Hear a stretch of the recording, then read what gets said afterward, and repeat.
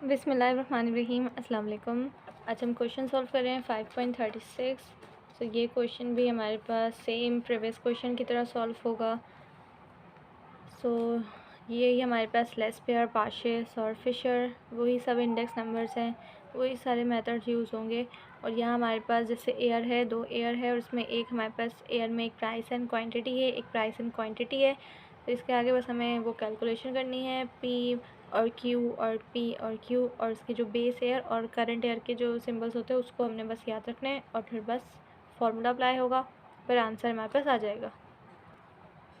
So here the calculation, या आप recheck कर लें यहाँ से, आपके आंसर भी बिल्कुल ऐसे ही आने चाहिए। और ये मैंने हेडिंग्स डाल के लिख दिया है।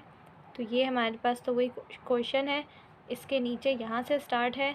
ये हमारे पास जो मैंने आपको बताया था कोड, उसके अकॉर्डिंग आप ये लिखेंगे और बिल्कुल सारी हेडिंग्स ऐसे ही डालें, ठीक है, जैसे मैंने आपको बताया है ऐसे ही डालेंगे। तो फिर आपको याद रहेगा कि पहले इसको मल्टीप्लाई करना है यहाँ पर, फिर हमने इसको इससे मल्टीप्लाई करना है, फिर हमने ये जो आ जाता है P0 और Q1, यानी कि P0 और ये Q1, फिर हमने इसको यानी कि फ़र्स्ट एंड लास्ट वाले को मल्टीप्लाई करना होता है।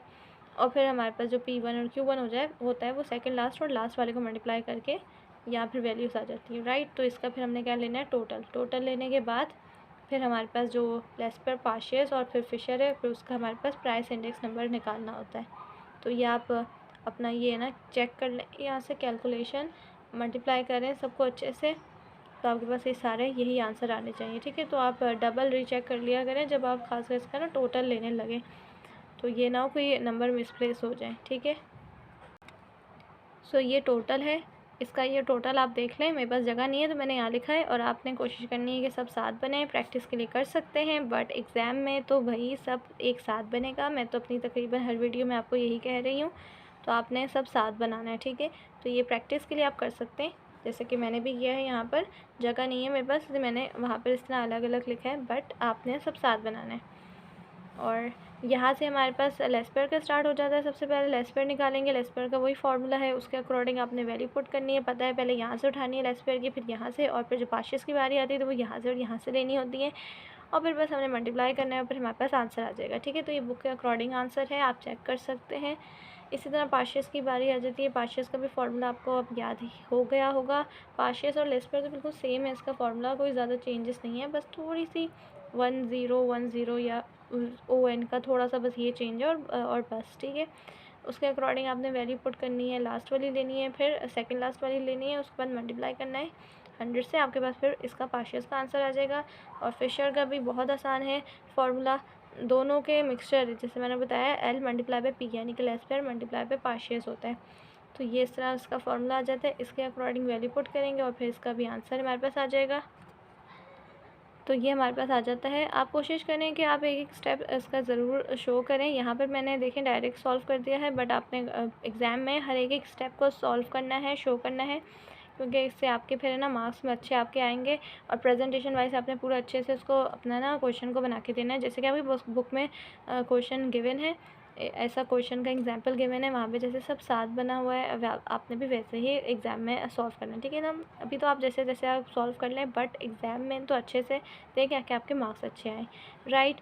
तो यहाँ पर हमारे पास सबसे बड़ा डिवाइड होगा, जैसे मैंने बताया था, फिर मल्टीप्लाई हो जाएगा और फिर हमारे पास उसको 100 से हम मल्टीप्लाई करेंगे, बट पहले रूट ओपन होगा, रूट ओपन होने के बाद उसको 100 से मल्टीप्लाई करेंगे तो हमारे पास ये आंसर आ जाएगा, जो कि बिल्कुल बुक के अकॉर्डिंग है, जो है 125.6। आपको आई होप आपको क्लियर नज़र यहाँ पे आ रहा होगा।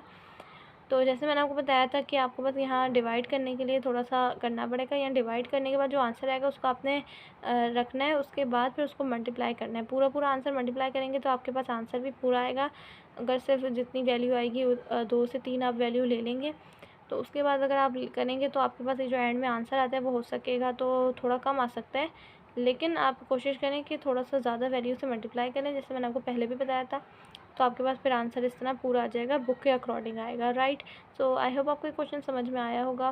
सो मेरी कोशिश है कि मैं जल्द से जल्दी ये जितने भी थोड़े क्वेश्चन रह गए इसको मैं कवर करवाऊँ, तो इसलिए मैं इस तरह से वीडियो बना रही हूँ। अगर आप लोगों को इस तरह ही समझ आ रही है तो आप मुझे प्लीज़ बताएं, फिर मैं आगे इसी तरह वीडियो अपलोड करती रहूँगी, या फिर आपको वैसे ही डिटेल में समझना है जैसे कि मैं समझाती आई हूँ, तो ये आप मुझे काइंडली क्लियर कर दें।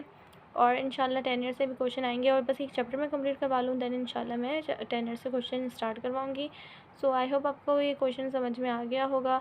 आंसर आपके सामने, सारे आंसर बुक के अकॉर्डिंग है। सो आज के लिए इतना ही। Thanks for watching this video. अल्लाह हाफिज़।